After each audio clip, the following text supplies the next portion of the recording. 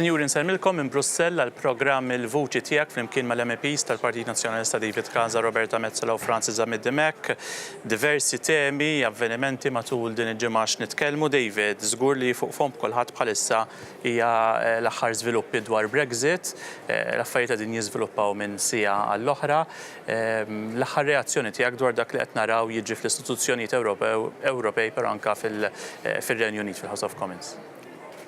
Jekk mhux qed jiżviluppaw l-affarijiet b'mod pożittiv wieħed naturalment jista' jaqbel u ma jaqbilx. Jiena naħseb illi għadna fl-istess sitwazzjoni tal-li konna ftit tal-ġimgħat ilu. Id-deċiżjoni ta' x'futur għandu jkollha r-Renju Unit mal-Unjoni Ewropea illum tinsab biss f'idejn l-Ingliżi, f'idejn il-Parlament Ingliż. Issa hemm diversi xenarji li tkellimna dwarhom diġà. Xenarju minnhom jista' jkun li dan id-deal b'xi mod isir xi tibdil fih u jiġi aċċettat. Xenarju ieħor jista' jkun illi l-Ingilterra, r-Renju Unit joħroġ mingħajr deal. Xenarju ieħor jista' jkun illi d-data ta' tluq tiġi posposta, però ma jkunx hemm il-ħin biżżejjed biex l-Ingilterra tipparteċipa fl-elezzjonijiet tal-Parlament Ewropew sakemm jinstab ftehim. Xenarju ieħor jista' jkun tiġi posposta d-data għal wara l-elezzjonijiet tal-Parlament Ewropew u allura l-Ingilterra tkun tista' tipparteċipa f'dawk l-elezzjonijiet. Xenarju ieħor jista' jkun li jirrevokaw id-deċiżjoni li ħadu biex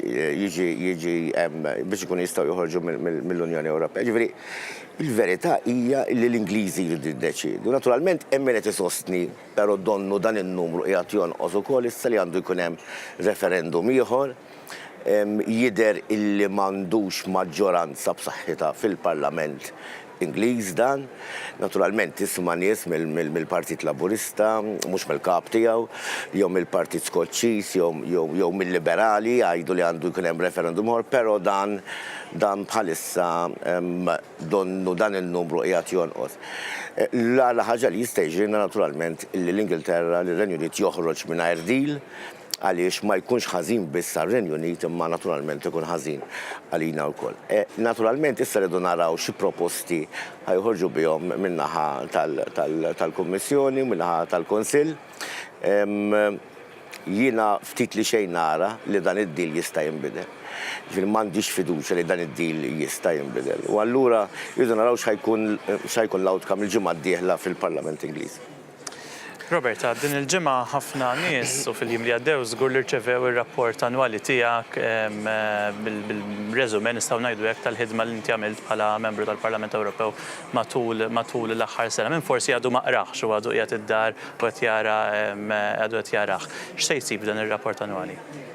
Din hija xi ħaġa li jiena nagħmel kull sena li nibgħat pubblikazzjoni b'rendikont ta' dak li nkun għamilt fis-sena li għaddiet lil kull dar f'Malta u f'Għawdex.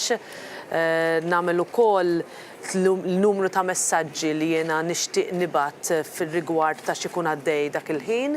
Imma propju ikun jisni naqsam ma' kull min qed jaqrah x'inhu verament ix-xogħol ta' membru tal-Parlament Ewropew.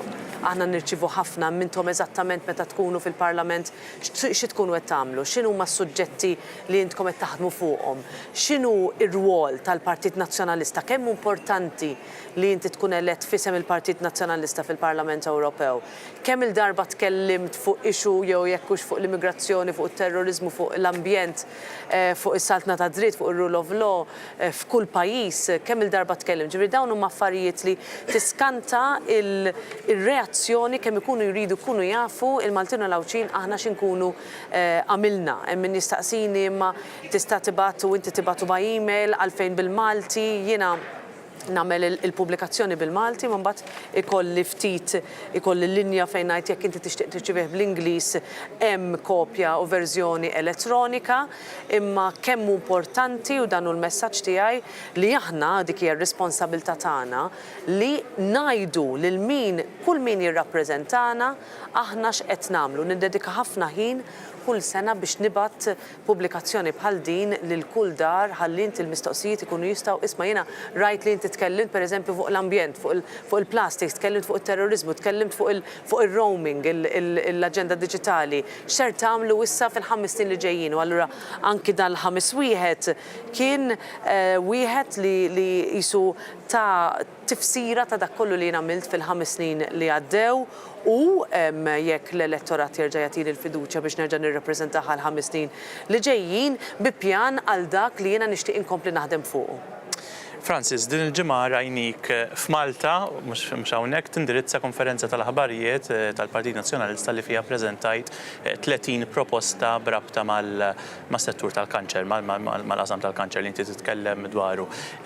Li huma forsi l-iktar proposti interessanti li forsi min qed isegwina jgħid nista' nirrelata magħhom għax jew huma vittmi tal-marda tal-kanċer jew xi ħadd mill-familja. Iva, nipprova nażel ftit minn daw il-proposti għaliex kif għadt intu ma' 30. U għalija huwa anki mument ta' soddisfazzjon, anki għaliex fil-waqt li wieħed jibqa' dejjem b'aktar konsultazzjoni, imma talaq perjodu fejn kelli l-involviment ta' l-NGOs kollha, ta' ħafna pazjenti, ta' qraba tagħhom, tobba, speċjalisti, professuri, għaliex kif aċċenat anki issa Roberta, meta aħna ġejna il-Parlament Ewropew niġu biex verament ikunu l-vuċi tal-poplu. U allura meta anki nitkellem fuq il-kanċer anki bħala parti mill-grupp MEPs Against Cancer u dan huwa wkoll impenn li nawgura li nagħta l-mandat biex inkompli fuqu, inkun qed ngħid mhux biss x'naħseb jien imma x'ikunu qed jgħiduli daw in-nies kollha. U daw it-30 proposta huma formulati b'dan il-mod. Kif jinqasmu l-ewwel nett l-enfasi fuq il-prevenzjoni. Mela il-ħtieġa li niklu aħjar. Aħna konna tkellimna, jiena kont tkellimt mod dirett, pereżempju, dwar f'kuntest ieħor l-iskema tal-frott u l-ħaxix f'risk għat-tfal huwa mod kif tippromuovi l-idea li għandek tikol aħjar. Imma il-gvern dik l-iskema l-ewwel kien abbanduna u mbagħad spiċċajna bi frott u ħaxix li ma kienx eżattament frisku kien anki mmoti fil-plastik. Il-prevenzjoni tinkludi wkoll li n-nies ikunu aktar jafu il-bżonn ta' aktar eżerċizzju, ta' aktar attività ta' mixi biex nagħti żewġ eżempji. Naturalment din hija marbuta wkoll ma' miżuri li rridu nieħdu biex il-kwalità tal-arja, l-ambjent ikun aħjar. Però dawn huma marbuta mal-prevenzjoni. Apparti suġġerimenti fuq prevenzjoni, tiġi mbagħad fuq li tagħmel in-nies jafu iktar kif inti tkun taf għandekx kondizzjoni ta' kanser jew le. Mela għaw nidħlu fil-programmi ta' screening. Il-proposti jirreferu għal diversi programmi ta' screening. Naħseb l-iktar programm magħruf huwa dak marbut mal-kanċer tas-sider, ma għandek oħrajn. Li jolqotni anki fejn għandek programmi ta' screening huwa li it-take-up anki f'dar iktar magħruf li għandek irreferejt għalih, għandek 60% jagħmluh mela 40% ma jagħmluhx. Issa da jrid jibqa' volontarju. Imma da ma jfissirx li il-gvern kemm waħdu, kemm mal-NGOs, kemm fil-qasam edukattiv u anki fil-livell ta' kunsilli lokali ma jkunx hemm programmi biex in-nies ikunu jafu iktar dwar. U allura nitkellmu dwar il-proposti tal-ħtieġa ta' programmi ta' awareness biex inti jkollok take-up aktar. Dak huwa element ieħor importanti. Insemmu mbagħad dak li jrid isir anke fil-kura bl-involviment tal-pazjent. U forsi nagħti din para l-aħħar eżempju. Il-pazjent dak li ngħidulu patient empowerment. Illum nitkellmu dwar il-pazjent li għandu jkun jaf id-dettalji kollha. Però fil-laqgħat li kont qed insemmi ħareġ għalija fatturi importanti ħafna fil-kuntest ta' breast cancer, meta żort il-laga ta' breast cancer clinic, jużaw ħafna is-sistema magħrufa bħala multidisciplinari. Multidisciplinari li inti jkollok professjoni differenti fil-fadaw jiltaqgħu regolarment, kull nhar ta' ħamis fl-ofsinhar, ikollhom il-każijiet kollha qudiemhom u jitkellmu kemm huwa minn qasam tar-radjografija, onkoloġija, speċjalisti oħrajn, anki il-nurses and nursing officers u jaraw każ b'każ x'inhu l-aħjar trattament. Da sissa ma jsirx fuq oqsma oħra tal-kanser, imma għalmenu għandu jkun hemm id-dritt tal-pazjent li jitlob għal dak li jissejjaħ il-multidisciplinary approach li inti il-każ tiegħek mhux biss jaraħ speċjalista wieħed u mbagħad ieħor, imma anki li jkunu qed jaħdmu aktar flimkien. Dawn huma uħud mill-proposti narġa' ngħid għalija l-aktar sinifikanti huwa li dal-proposti jsiru mill-istess nies milquta l-istess nies li jaħdmu f'dan is-settur u allura iva niġi mbagħad u fil-proposti jew anki fil-ħidma fil-Parlament Ewropew inkun il-vuċi tagħhom.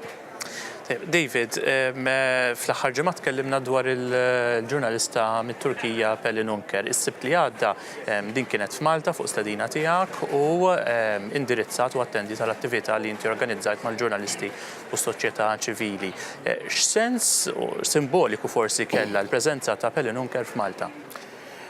Iva, organizzajt konferenza biex tittekli għal-ixu tal-libertà tal-istampa. Fejna li attendew akademiċi, attenditi soċjetà ċivili u rappreżentanti tagħhom, kif ukoll diversi ġurnalisti u naturalment Pelin Unker innifisha.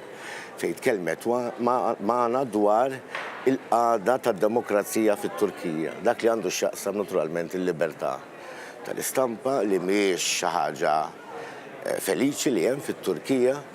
Kenna problema anka minħabba l-fatt li ma ridux jagħtu viża lit-tarbija tagħha u allura miskina ġiet minn fil-ħodu kellha titlaq fil-għaxija, tarbija għandha sena u fuqhom ma tistax toqgħod mingħajr omma, però Pelin Unker ġiet xorta biex tħaddi dal-messaġġ. U biex ukoll tkun tista' tattendi l-viġil li ssir kull xahar biex infakru l-assassinju ta' Defni Carola Galizja. Naturalment meta qaltilna x'qed isir f'dak li għandu x'jaqsam l-ħtif tal-istituzzjonijiet fit-Turkija, kif ukoll il-medja tal-gvern, stajna nagħmlu aħna xebħ ma' dak li qed isir f'pajjiżna. Ġifieri għandek l-ewwel nett diversi ġurnalisti illi jikdbu kontra dak li jkun qed jagħmel il-gvern u jispiċċaw il-ħabs għal raġunijiet naturalment tad-daħ. Pelin Unker issa għandha t-tieni każ, ġifieri l-ewwel kitbet fuq it-tfal tal-Prim Ministru ta' dak iż-żmien li huma involuti fil-Paradise Papers, illum huwa l-Speaker tal-Kamra da. U allura marret quddiem l-ewwel qorti u issa weħlet 13-il xahar ħabs. Issa qiegħda tistenna l-istadju tal-appell.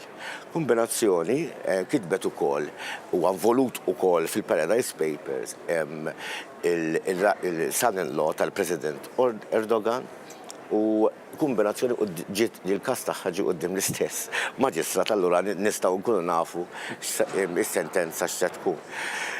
Li qed nagħmel fil-Parlament Ewropew qiegħda ddur dikjarazzjoni bħalissa fejn qed jiffirmawha ħafna deputati minn ħafna gruppi politiċi kollha fejn naturalment aħna nsostnu li dan m'għandux ikun, m'għandux isir f'pajjiż demokratiku, f'pajjiż li jrid jissieħeb fl-Unjoni Ewropea u qed jitolbu dawn iċ-charges jaqgħu u l-rispons huwa wieħed qawwa ħafna. Il-diskors tagħha mbagħad li għamlet fil-għaxija fil-Viġil naturalment tkellmet dwar kif ġiet issa replaced Defni. Ġifieri llum fejn qabel kellek Defna waħda qed tikteb fuq skandli tal-gvern, llum għandek diversi ġurnalisti madwar id-dinja kollha li għamlu kuraġġ minn Defni Carola Galizja u qegħdin jagħmlu l-istess ħaġa. Qegħdin isofru, qegħdin ibatu imma huma uniti biex dak li bdiet Defni ikompluh fid-diversi pajjiżi. Kien mument emozjonali naħseb u anka mument għaliha li mhix mument faċli di qed tiffaċċja sentenzi ta' ħabs, però ridet tgħaddi messaġġ biex ħadd ma jaqta' qalbu illi verament issewwa jirbaħ żgur u li għandna neqgħu nagħmlu litna kollha biex id-demokraziji tagħna jaqgħu b'saħħithom. Roberta, matul il-ġimgħa li għaddiet inti indirizzajt laqgħa ġenerali annwali nistgħu ngħidu hekk tal-RMD Interest Group li dan jaħdem mod partikolari ma' persuni li batu mill-artrite. U f'pajjiżna hemm diversi persuni li batu minn din il-kondizzjoni. X'kien il-messaġġ tiegħek waqt dan l-indirizz u anke lin-nies li qed isegwun? Jiena minn hawnhekk nixtieq insellem l-ewwel net ix-xogħol ta' ħafna u ħafna organizzazzjonijiet li jaħdmu fuq diversi issues u f'diversi setturi. Naħseb qabel ma ġejt eletta fil-Parlament Ewropew ma kontx aware ta' kemm hawn organizzazzjonijiet li għalihom l-ewwel net li jkollhom aċċess għad-deputati tagħhom fil-Parlament Ewropew. Li inti għandek ħafna organizzazzjonijiet Maltin li meta jitkellmu mal-counterparts Ewropej tagħhom u jirċievu l-istruzzjoni ibatu dan il-messaġġ lill-MEPs tagħkom, tiskanta ġifieri il-Maltin ikunu jistgħu jirriportaw lura jgħidulhom aħna diġà għamilna kuntatt mal-MEPs Maltin, irċevejna r-risposta ħaniltaqgħu magħhom u ħanimxu fuq dak li triduna. U speċjalment dawn l-aħħar 5 snin, jiena kont tajt il-commitment tiegħi li ser naħdem flimkien ma' organizzazzjoni partikolari li hija l-ARAM li hija l-assoċjazzjoni għal kull min ibati mill-kundizzjonijiet fl-għada, ġifieri fir-reumatizmu, l-artrite, etc. U tiskanta ġifieri kemm hemm Maltin, ġifieri għandek madwar 30% ta' kull persuna li hija li għandha diżabilità tbati minn din il-kundizzjoni u l-fuq mill-40% ta' raġunijiet għalfejn inti tibqa' d-dar minflok tmur taħdem huwa proprju għaliex tbati minn kundizzjoni bħal dawn. U allura meta ġejt eletta 5 snin ilu jiena kont waqqaft interest group, jiġifieri grupp ta' MEPs minn kull partit politiku li xtaqna laħdmu iżjed fuq ir-riċerka f'dan ir-rigward, nistaqsu lill-Kummissjoni Ewropea x'qed tagħmel, kif nistgħu niżviluppaw il-mediċina biex tkun aħjar, tkun iżjed available, tkun orħos. U il-qofol ta' dan ix-xogħol kollu tista' tgħid jiena ppreżentajtu f'laqgħa li kien hemm f'Malta fil-Hilltop Village fin-Naxxar u morna hemmhekk u jiena ippreżentajt ix-xogħol tiegħi f'din il-laqgħa ġenerali annwali. Kienet laqgħa li kien hemm ħafna u ħafna nies li attendew għaliha u wkoll għal darb'oħra jiena qatt li dan huwa settur li dejjem nistgħu naħdmu fuqu. Irrispettivament mill-kulur politiku, rispettivament mill-liema naħa tal-Kamra politika aħna ġejjin, naħseb nistgħu kollha kemm aħna nagħmlu l-commitment tagħna li ser naħdmu għal dan is-settur. Ġifieri jekk hemm problema ta' insurance, jekk hemm problema ta' min iħaddem li mhuwiex lest li jagħti s-sick leave li kull min għandu pereżempju uġigħ f'daru, etc. Għandek ħafna u ħafna kundizzjonijiet li bihom ibatu ħafna Maltin, speċjalment fis-sajf, pereżempju fix-xitwa meta jkun hemm ħafna kesħa. Dawn kienu kollha rakkomandazzjonijiet, ġifieri hemm numru ta' persuni kemm tobba kif ukoll pazjenti kif ukoll persuni li jom jaħdmu f'dan is-settur li jixtiequ li l-politiċi kollha jaħdmu għal dan il-għan fil-5 snin li ġejjin kemm fil-Parlament Ewropew kif ukoll fil-Parlament Malti. Hemm ħafna u ħafna affarijiet jistgħu jsiru, pereżempju persuni li għandhom bżonn wheelchair li joħorġu l-bankini tagħhom mhumiex tajbin biex huma jkunu jistgħu joħorġu bil-wheelchair mid-dar tagħhom. Il-possibilità ta' bankini li tant huma maqluwajn, ġifieri l-kunsilli lokali li ma jaħdmux kif suppost, ġifieri hemm ħafna u ħafna affarijiet x'nistgħu nagħmlu. Għal darb'oħra din il-laqgħa ġenerali annwali li jiena indirizzajt kienet ukoll ta' fejn jiena nista' nagħti l-commitment tiegħi ta' il-ħidma tiegħi kif tista' tkompli imma wkoll ta' dawn ir-rappreżentanti x'iridu minn għandna l-politiċi. Francis, kondizzjoni oħra se nitkellmu dwar id-diabete, kondizzjoni ħarta seħħa. Inti til-ġimgħa hawnhekk iltqajt mal-manager reġjonali tal-Ewropa tal-Federazzjoni Internazzjonali tad-Diabete wara li ftit ta' xhur ilu wkoll organizzajt attività ta' awareness fil-Parlament Ewropew fi Strasburgu propju dwar dan. X'iddiskutejtu waqt din il-laqgħa? Iddiskutejna proposti li qed tagħmel il-Federazzjoni Internazzjonali tad-Diabete għal l-aħjar trattament tad-diabete.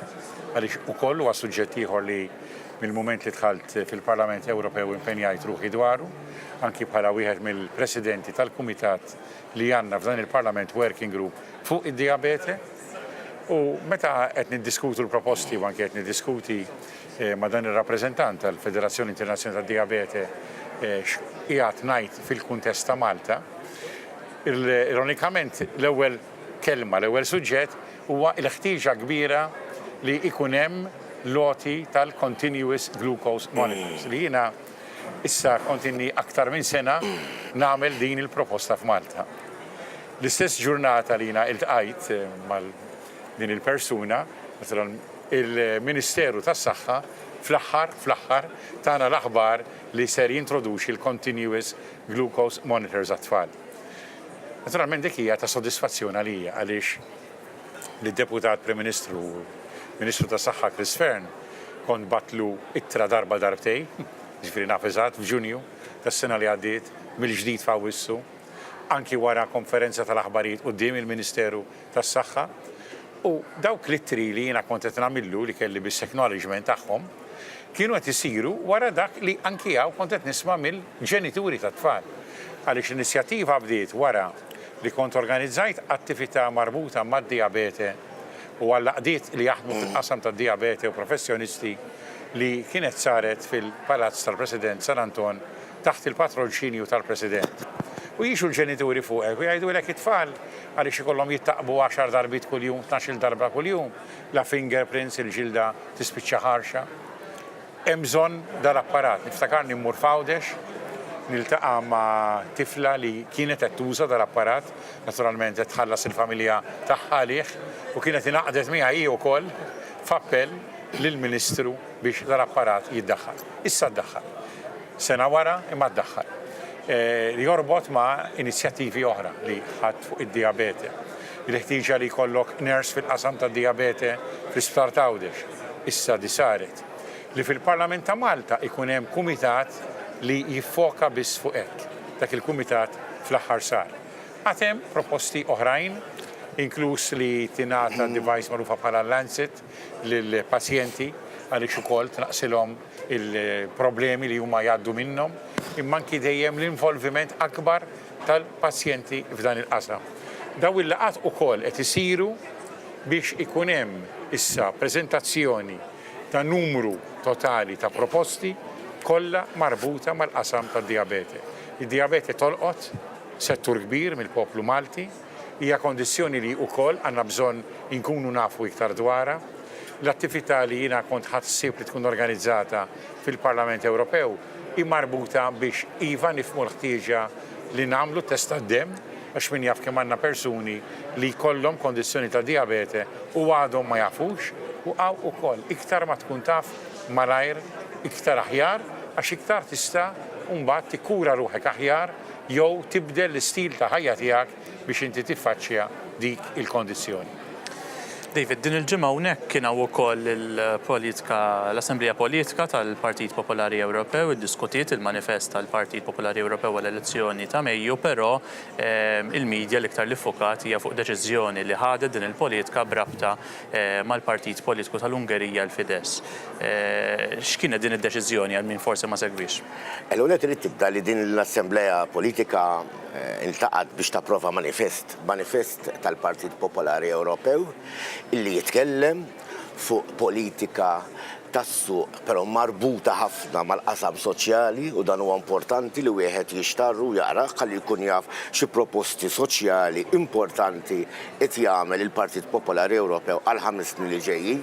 Hemm proposti ambjentali importanti ħafna, politika li għandu jkollna arja aktar nadifa, politika tal-bidja, l-politika tas-sajd, daħlu f'kull aspett politika li naturalment mbagħad tmexxina lilna fil-5 snin ġejjin meta nkunu eletti hawnhekk.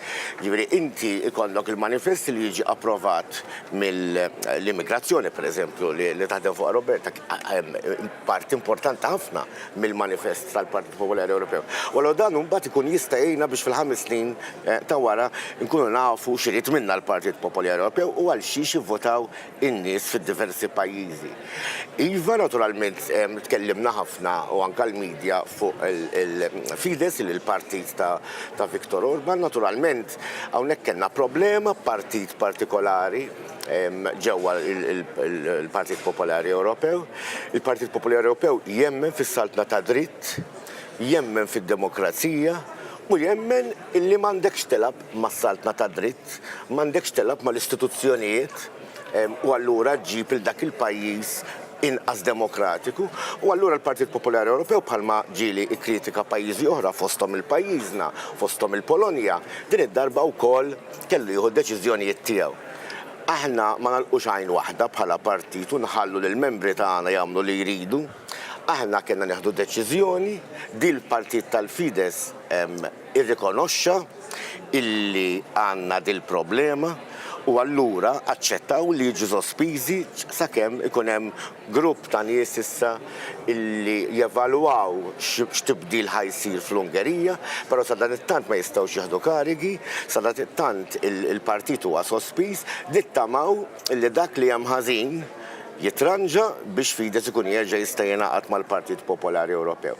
Però żgur li għalissa ma jistax jibqa' jifforma parti minn familja illi temmen fl-istess valuri, imma sfortunatament dawk il-valuri f'dak il-pajjiż mhumiex qegħdin jiġu salvagwardjati. U allura aħna votajna favur illi jkun hemm din is-sospensjoni u fil-fatt kien hemm 3 membri biss, 3 individwi ġifieri, hemm 190 favur, 3 membri biss li votaw kontra. Ġifieri hawnhekk għandek Partit Popolari Ewropew maqut biex aħna nissalvagwardjaw is-saltna tad-dritt f'kull pajjiż tal-Unjoni Ewropea. Roberta, waħda mill-isfidi tal-Awċin hija r-reġjonalità doppja nistgħu ngħidlek għaliex gżira fi gżira ta' Malta. Bħala MEP x'jista' jsir biex din tinħass inqas bħala problema?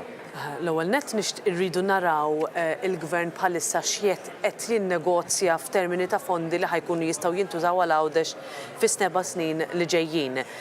Gvern Nazzjonalista dejjem alloka numru speċifiku, ġifieri 10% tal-fondi kollha li jmorru għal Malta lejn għawdex. Dan il-Gvern Malti Nazzjonalista kien għaraf il-bżonn li għawdex tingħata iżjed attenzjoni minħabba dak li ngħidula l-insularità doppja, il-problema li hemm mal-Awċin li jsibu xogħol f'għawdex, il-problema ta' aċċessibilità, il-problema tal-fatt li inti għandek inqas possibilità li ssib min jaħdem f'għawdex jekk għandek kumpanija. U allura aħna bħala Partit Nazzjonalista dejjem poġġejna lil għawdex fil-qoċċata tal-prijoritajiet tagħna. Dejjem għandna nixtiequ lil għawdex ikun daqs jekk mhux aħjar għal Malta. U bħalissa qed ngħidu iva rridu nagħmlu iżjed pressure, rridu naraw ir-raba vapur, rridu naraw il-fast ferry għalfejn dan il-Gvern li dejjem jiftaħar bis-surplus ma jarax kif ser jindirizza problemi li kull Awċi u Awċija jiffaċċjaw kuljum mhux fuq kull ġimgħa jew fis-sajf jew kull meta l-Prim Ministru jiddeċidi jitla' jagħmel xi rally. Kull jum. Issa meta nitkellmu dwar ir-reġjonalità, il-Partit Nazzjonalista qed jgħid jixtieq jagħti iżjed poter fidejn l-Awċin. Dan il-Gvern neħħa dak il-poter. U allura aħna rridu li nerġgħu nagħtu lura kif kien fi żmien il-poter f'għawdex fidejn l-Awċin. Dan hu dak li l-Partit Nazzjonalista qed iwiegħed lill-Awċin u lill-Maltin. Issa rridu wkoll naraw il-Gvern Malti jekk għamilx dak li suppost għamel fil-kuntest ta' dan il-perjodu finanzjarju, staqsix lill-Kummissjoni Ewropea biex ikollna evalwazzjoni ta' sitwazzjoni f'għawdex, ħalli verament inkunu nafu li dan il-Gvern kemm fil-fondi kif ukoll fid-deċiżjonijiet politiċi qed jagħti il-poter verament lill-għawdex fidejn l-Awċin. Fl-ħarnet, Francis, inti meta kont Ministru tal-Turizmu kont ħaddimt biex tintroduċi ir-Ryanair f'Malta u l-low-cost airlines dal-aħħar smajna li se jiżdiedu r-rotot anke bi 15-il rotta oħra.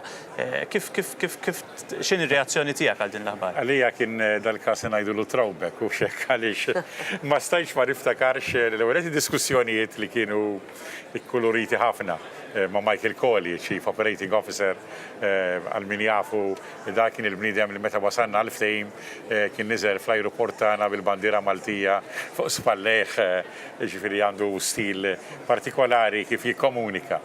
Ma kinux diskussjonijiet faċli, la fil-livell ta' Ryanair u low-cost carriers oħra. Imma anki fil-livell lokali, għaliex ħalli nfakkar. Meta daw diskussjonijiet kienu qed isiru fl-2005, il-Partit Laburista kien tkellem u indika biċ-ċar li kien kontra. U kellek dawk il-vuċijiet ara ser jiġri fuq l-Air Malta. Però għajna għaddejjin, Ryanair bdew, kont hemmhekk fl-ajruport tagħna fl-2006 għall-ewwel titjira u llum iva, llum nitkellmu fuq tkabbir, llum nitkellmu fuq 15-il rotta ġdida. Illum nitkellmu wkoll Ryanair jagħmel aktar użu mill-ajruport ta' Malta milli jagħmel użu minn Heathrow ġewwa Londra. U dan huwa mbagħad marbut iva mat-turiżmu f'Malta. Ejja nimmaġinaw illum it-turiżmu f'Malta u it-turiżmu kif qed jikber u jkompli jikber f'Malta u hekk aħna neħdu gost li jiġri kieku m'hawnx il-low cost carriers, kieku m'hemmx ir-Ryanair.